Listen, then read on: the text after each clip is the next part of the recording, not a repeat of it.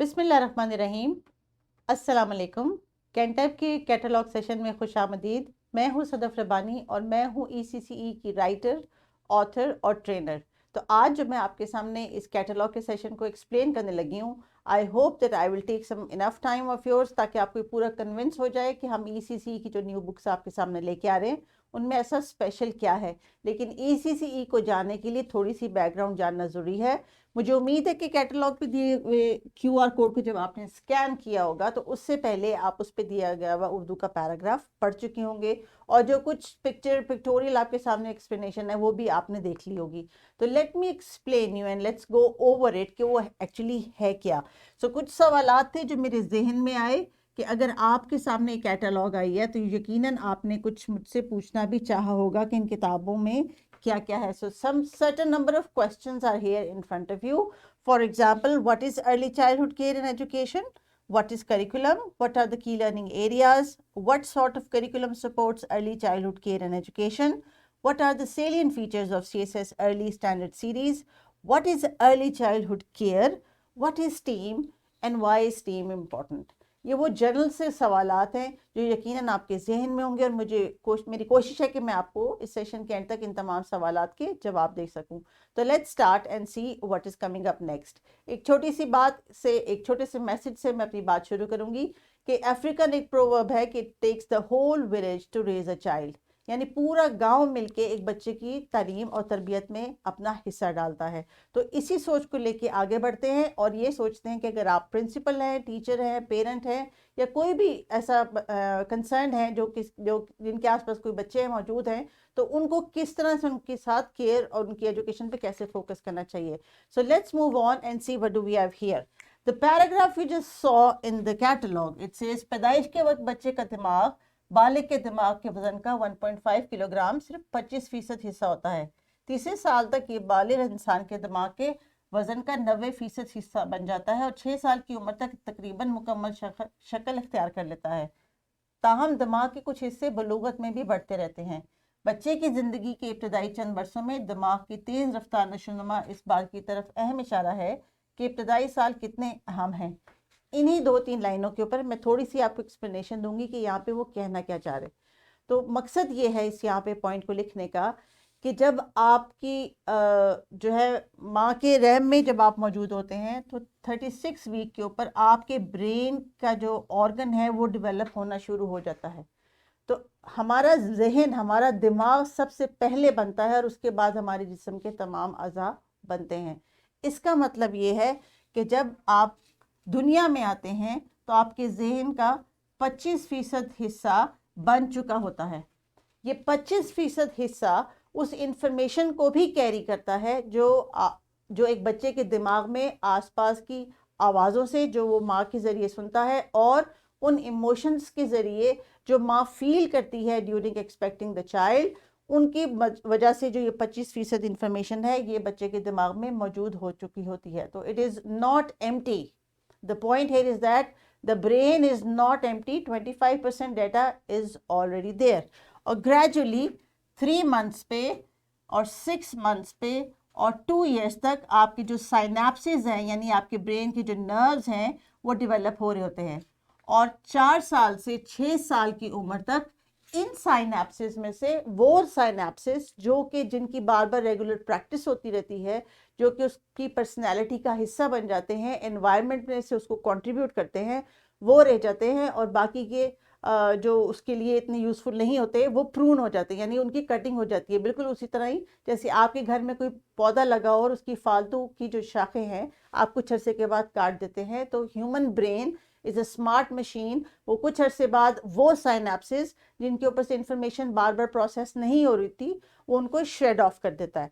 So what I mean to say is that जो sentence अभी हमने पढ़ा था कि 25% तक हिस्सा, इसका मतलब ये है कि जब पैदाइश होती है तो 25% हिस्सा, फिर 1 ईयर तक 70%, 3 ईयर्स तक 85% और 5 ईयर्स तक 92%। तो यानी ये सिर्फ थोड़े से जो परसेंट है एक एडल्टहुड के लिए, उसमें बाकी का सारी उम्र हम जो है उसमें उसी में लर्न, अनलर्न और रीलर्न करते रहते हैं।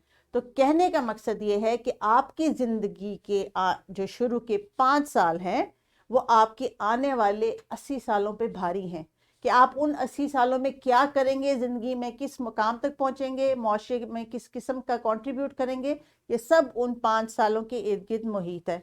इसलिए इसको early childhood care and education कहा जाता है और उसमें फोकस किया जाता है कि the child is in the centre, because every child in front of you in a preschool is sort of a closed book, because brain में उसकी जो information आ रही है अभी वो सिर्फ उसको कुछ साल तक अपने अंदर एब्जॉर्ब कर रहा है, and with after 5 years वो उसको जो है अपनी उसकी जो रिजल्टेंट है आपके सामने आना शुरू हो जाएगा कि इस बच्चे ने इन 5 सालों में क्या सुना, क्या सीखा, क्या समझा, कैसे इमोशनल सेटबैक्स उसको आए, कहाँ कहाँ पे उसको अप्रिसिएशन मिली, कहाँ कहाँ पे उसको जो है वो निगेट किया गया, सोसाइटी ने उसको कहाँ पे अहमियत दी और घर वालों ने उसको कहाँ पे जो है एक यूजलेस सा जो है वो फील करवाया।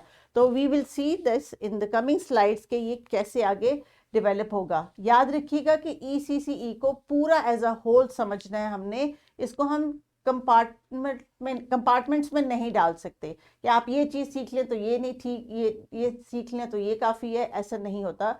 ECCE is a complete package और पूरी दुनिया में इसके ऊपर बहुत ज़्यादा गहरी रिसर्च भी की जा रही है और जो तरक्की याफ्ता ममालिक हैं उन्होंने जब इस चीज़ को इम्पोर्टेंस दी कि ECCE को ही उन्होंने ग्रैब किया, तो आप देख लें वो आज कहाँ पे हैं और अभी तक हमारा ECCE जो है वो कितना struggle कर रहा है as a nation.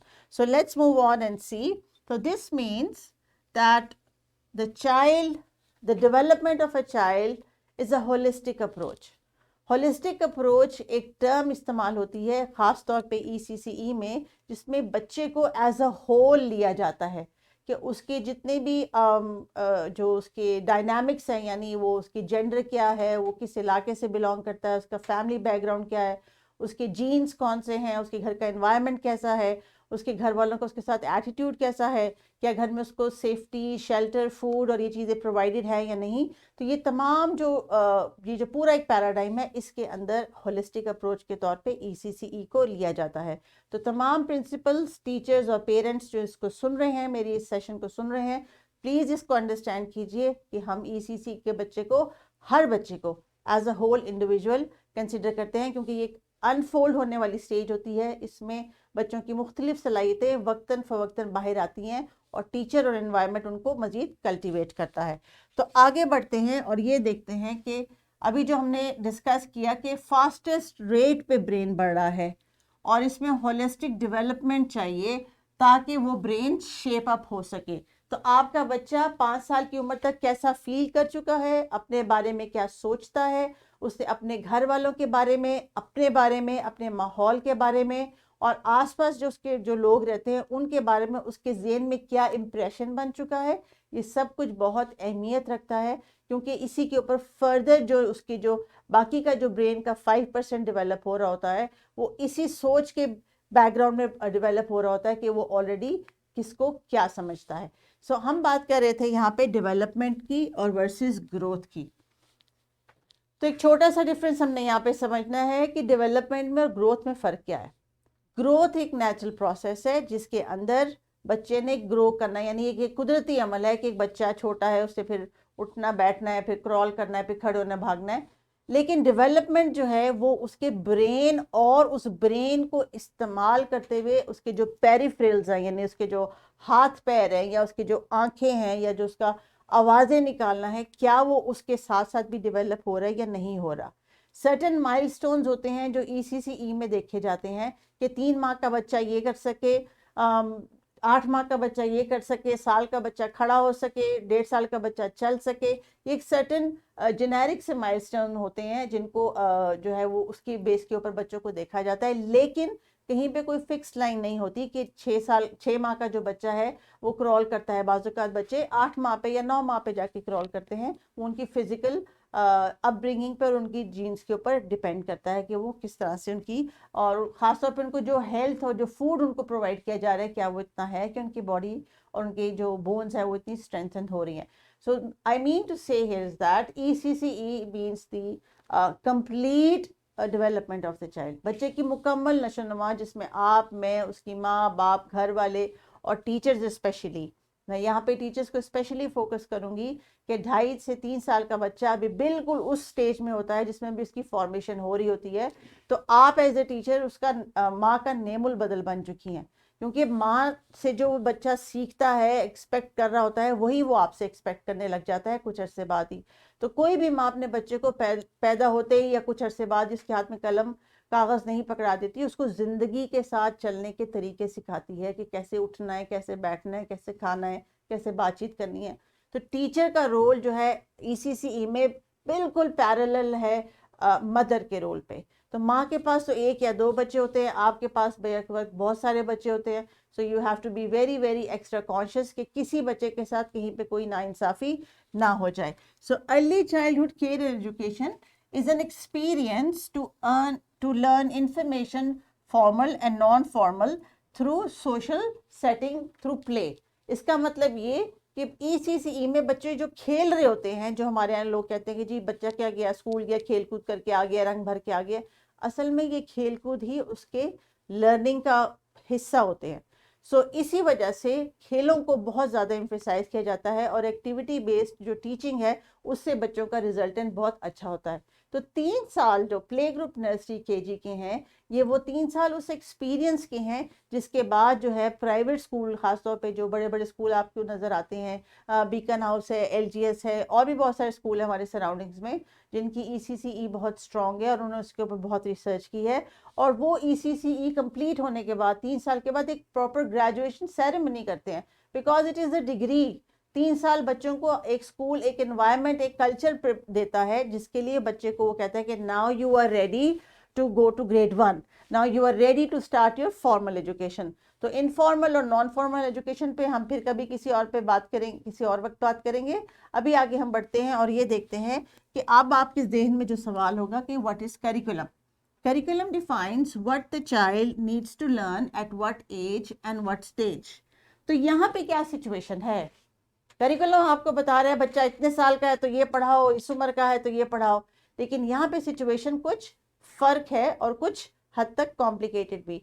आपके सामने जो बच्चा इस स्टेज में आपके पास आ रहा है, बहुत सारे घरों में माएँ अपने टॉडलर्स को भी स्कूल छोड़ देती हैं because some of them are working, और जो स्टाफ है जो उनकी केयर टेकिंग कर रहा होता है, उन्होंने भी इस चीज़ को अंडरस्टैंड किया होता है कि जो बच्चे हमारे पास आ रहे हैं हर बच्चे की ज़रूरत मुख्तलिफ है। तो इस उम्र के बच्चे का करिकुलम कैसा होना चाहिए, न जो ना बोलता है ना बताता है कुछ, और उसकी बस 2-3 ज़रूरतें होती हैं कि उसने खाना है, पीना, सोना है और साफ़ सुथरा रहना है।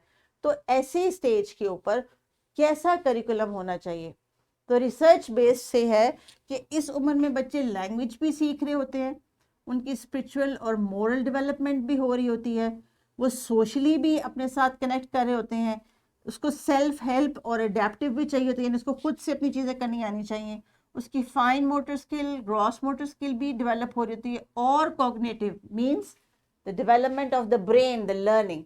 तो याद रखिए कि लर्निंग जो है इतने बच्चे की एज अ पूरी एज अ होल ली जाती है, as a whole holistic approach ली जाती है। अगला सवाल ये कि what are key learning areas. तो करिकुलम जो है वो कुछ ECC का करिकुलम की मैं स्पेसिफिकली बात करूँ यहाँ पे, कि वो कुछ एरियाज डिफाइन कर देता है। जैसे अभी मैंने आपको पिछली स्लाइड में दिखाया कि लैंग्वेज है, मेंटल लर्निंग है, फाइन मोटर स्किल्स हैं, ग्रॉस मोटर स्किल्स हैं। हो सकता है ये टर्म्स आपके लिए नहीं हो, इसलिए मैं इनको थोड़ा थोड़ा साथ साथ एक्सप्लेन कर दूंगी, लेकिन सबसे पहले ज़रूरी है ये जानने के लिए कि की लर्निंग एरियाज वो कौन से हैं जो हमारा करिकुलम 2020 डिफाइन करता है। इनफैक्ट ECCE का, दुनिया का आप कोई भी करिकुलम उठा लें, उसमें मेजरली यही की लर्निंग एरियाज इन्वॉल्व हैं। Social, personal, social and emotional development, language and literacy, basic mathematical skills, world around us, health, hygiene and safety. 6th is physical development and the last is creative arts. Now याद रखिएगा कि हर बच्चे के अंदर छुपी हुई सलाहियतें इस वक्त टीचर की जिम्मेदारी बन गई हैं या स्कूल की जिम्मेदारी बन गई हैं कि उनके ऊपर फोकस किया जाए और एम्फेसाइज किया जाए। तो ये तमाम, ये 7 की लर्निंग एरियाज हैं, यानी इन्हीं के अंदर रह के, इसी फ्रेमवर्क के अंदर रह के ECCE के बच्चों को आपने एजुकेट भी करना है और केयर भी केयर भी करनी है, उनको केयर भी साथ साथ देनी है। अब केयर कैसे डिफाइन होती है उसके ऊपर हम बात कर लेंगे, लेकिन ये देखिए कि एक टर्म आपको ईसीसी में बहुत ज़्यादा सुनाई दी जाएगी, ELOs, एक्सपेक्टेड लर्निंग आउटकम्स। ये है क्या? ये पैराग्राफ करिकुलम में से लिया गया है, जिसका जो मैं अगर चंद छोटे से अल्फाज में आपको आसान अल्फाज में समझा दूं कि expected learning outcome student learning outcome का वो इनिशियल फेज होता है जिसमें आप बच्चे से सिर्फ एक्सपेक्ट कर सकते हैं कि वो साल के बाद आपको कुछ बताएगा। 1 साल तक आपने सब्र करना है, पेशेंस रखना है, बच्चे को किसी चीज़ पे फोर्स नहीं करना। अगर आप उसको एप्पल पढ़ा रहे हैं और वो 6 महीने से एप्पल पे आपको रिस्पॉन्ड नहीं कर रहा, तो फिर भी आपके पास अभी मजीद 6 महीने हैं इस चीज़ का इंतज़ार करने के कि शायद वो आपको 6 माह बाद, पूरे 1 साल के अरसे के बाद बता दे। So expected learning outcome means you can only expect them to do it. Every child is different. कोई पहले दिन सीख जाएगा, कोई 10वें दिन सीखेगा, सीखेंगे सब। There is no concept of slow learners. There is an understanding of children learning with different learning styles. उस पर भी हम आगे बात करते हैं। तो जो लर्निंग के डोमेन्स हैं जिनका मैं अभी जिक्र कर रही थी, बच्चे सिर्फ कॉग्निटिव लर्निंग नहीं कर रहे होते ECE में, यानी खाली उनका ब्रेन ही डेवलप नहीं हो रहा होता, उनके इमोशंस भी डेवलप हो रहे होते हैं और उनके साइको मोटर स्किल्स भी डेवलप हो रहे होते हैं। तो मैं आपको छोटी छोटी टर्म्स एक्सप्लेन कर दूँ कि ये क्या होती हैं। साइको जो डोमेन्स है वो स्किल्स हैं, वो जिन बच्चों को हम ECCE में डेवलप करते हैं। याद रखिए, ECCE stands for early childhood care and education. So let's see what is coming up next. these are the list of skills which the teachers of ECCE develop in their children. और ये वही skills हैं जो घर जाके भी reinforce होती हैं। सो स्किल्स में क्या क्या आता है? Fine motor skills, cross motor skills, listening, speaking, reading, writing, empathy, values, emotions. तो जैसे मैं आपको इनिशियली कह रही थी कि ये आते हैं साइकोमोटर में, यानी उनके बॉडी मसल्स को हमने कैसे ट्रेन करना है। Listening, speaking, reading, writing cognitive में आते हैं, यानी उनके ब्रेन के अंदर जो लर्निंग है वो कैसे बन रही है। और ये and such words are the affective domain, यानी वो इमोशनली कितना डेवलप हो रहे हैं। तो आप ये याद रखिए, ये सारी डेवलपमेंट ऑल टुगेदर आगे बढ़ती है ECCE में। अगला सवाल जो आपके जहन में होगा, what are the salient features of ECCE CSS standard की बुक। अब हमारी बुक्स में आपको ऐसा क्या मिलेगा जो इतनी सारी डिटेल जो मैंने अभी आपको एक्सप्लेन की है वो आपको हमारी बुक्स में कैसे नजर आएंगी? याद रखिए, ECCE की जो बुक्स या मटेरियल होता है वो एक गाइडलाइन होता है, एक मैनुअल होता है एक 3 से 5 साल के बच्चे को ऑपरेट करने का। ये कोई ऐसी डिफाइंड गाइडलाइन नहीं है जिसके ऊपर बच्चों को आप रिस्ट्रिक्ट कर दें, उनको चीज़ें मेमोराइज करवाएं, उनको पनिश करें या उनको जो है पीनलाइज करें कि आपने ये सीखा यानी ये नहीं सीखा। This is just a guideline and all these guidelines are covered in a set of 12 books. जी हाँ, 12 books, and these books include the subject, they include the general knowledge, they include all the 7 की learning areas जिस पे भी हम शुरू में बात कर रहे थे, क्योंकि इन 7 की लर्निंग एरियाज में 273 ELOs यानी एक्सपेक्टेड लर्निंग आउटकम्स हैं।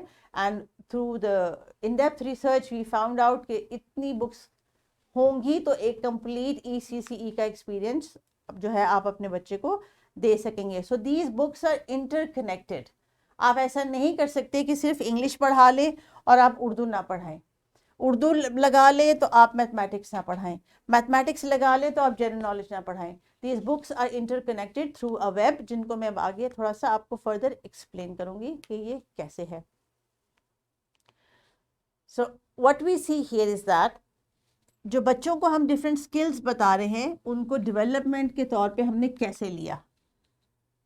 अभी हमने 2 स्किल्स की बात की, fine motor skills and gross motor skills. Screen पे आपको जो तस्वीर नज़र आ रही है इससे आपको क्लियर समझ आ रहा होगा कि बच्चा एक मोती के को जो है वो धागे में पिरोने की कोशिश कर रहा है।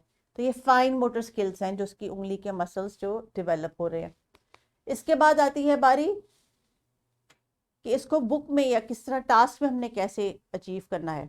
अगर बच्चे से आपने ऐसा टास्क करवाना है कि वो छोटे छोटे ऑब्जेक्ट्स को पकड़े, तो इसको properly as a lesson, as an activity हमारी बुक्स में प्लान करके हमने दिया कि टीचर इसको महज खेल या इत्तेफाक ना समझे, पेरेंट्स जो है इसको सिर्फ जो है वो खेल कूद ना समझे। This is a proper task जिसके अंदर हमने बच्चों को इंडोर, टीचर्स को इंडोर एक्टिविटी और आउटडोर एक्टिविटी जैसी सजेशन भी कॉर्नर्स में बना के दी हैं।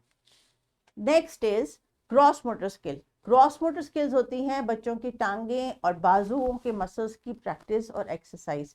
तो बच्चे जो है जब एक्टिविटी करते हैं प्लेग्राउंड में जाके और वो डिफरेंट किस्म की गेम्स खेलते हैं तो वो भी उनके लर्निंग का हिस्सा है, जैसे मैं आपको पीछे से बताती चली आ रही हूँ। So these are also planned in our lessons. वो कैसे? फॉर एग्जाम्पल प्ले ग्रुप का एक छोटा बच्चा बॉल फेंकने की गेम को बहुत इंजॉय करता है, एक छोटे बच्चों की फेवरेट गेम है। तो क्यों ना अगर हम इस गेम को एक सबक की तरह प्लान कर लें और उसको प्लान्ड हर बच्चे को ये मौका दें कि वो बॉल फेंके, ताकि उसकी बॉडी मसल्स और स्पेशली आर्म्स के मसल हैं जो वो प्रैक्टिस कर सके। बॉल फेंकने की प्रैक्टिस से उसको ये पता लगेगा कि कितने फोर्स से बॉल करीब गिरेगा, कितनी फोर्स से वो दूर जाएगा, और अगर बॉल उसकी तरफ आ रहा है तो उसको कैसे ग्रैब करना है। So this is all given as a activity and all the guidelines are provided for the teachers.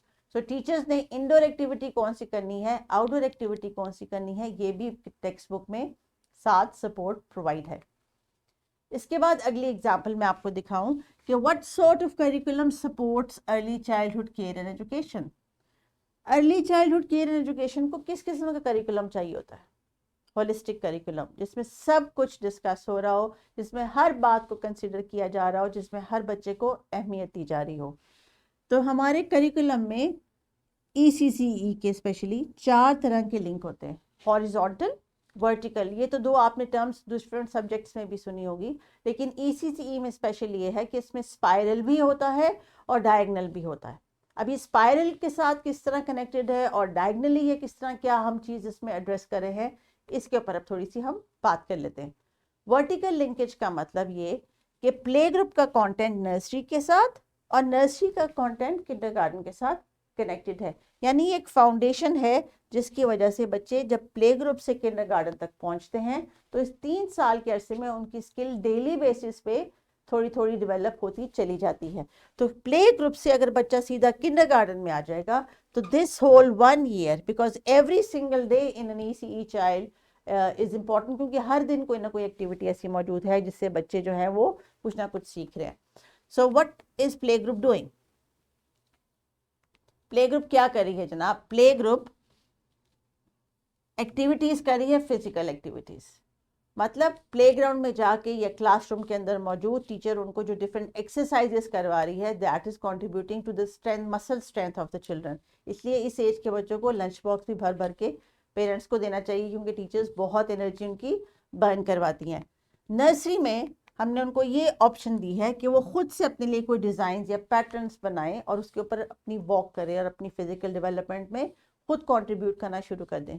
याद रखिए, छोटे बच्चों की डिसीजन मेकिंग में उनकी हेल्प कीजिए, क्योंकि जब यही बच्चे बड़े होकर अपना कोई लाइफ का डिसीजन लेते हैं और वो गलत होता है तो फिर उसके लिए फिर हम उनको पीनलाइज भी करते हैं और उनको फील करवाते हैं कि आपको इतने तो ज़िंदगी में कभी कुछ नहीं सीखा। तो give them a chance to make decisions on a very small scale also. और लास्टली किंडरगार्टन में हमने बच्चों को, चूंकि अब बच्चे बैलेंस करना, अपने बॉडी को कंट्रोल करना और स्पेस को भी हैंडल करना सीख गए हैं, तो ऐसी एक्टिविटीज़ जिनमें अब उनको फर्दर स्ट्रेंथन होने की हमने अपॉर्चुनिटी दी है, उसी को हमने लेसन प्लानिंग का भी हिस्सा बनाया है और अपनी एक्टिविटी को भी उसी तरह ही प्लान किया है, जिसमें बच्चे जो है अब मज़ीद 1 स्टेप अहेड की प्रैक्टिसेस कर सकें और फिज़िकल अपनी डेवलपमेंट को स्ट्रॉन्ग कर सकें।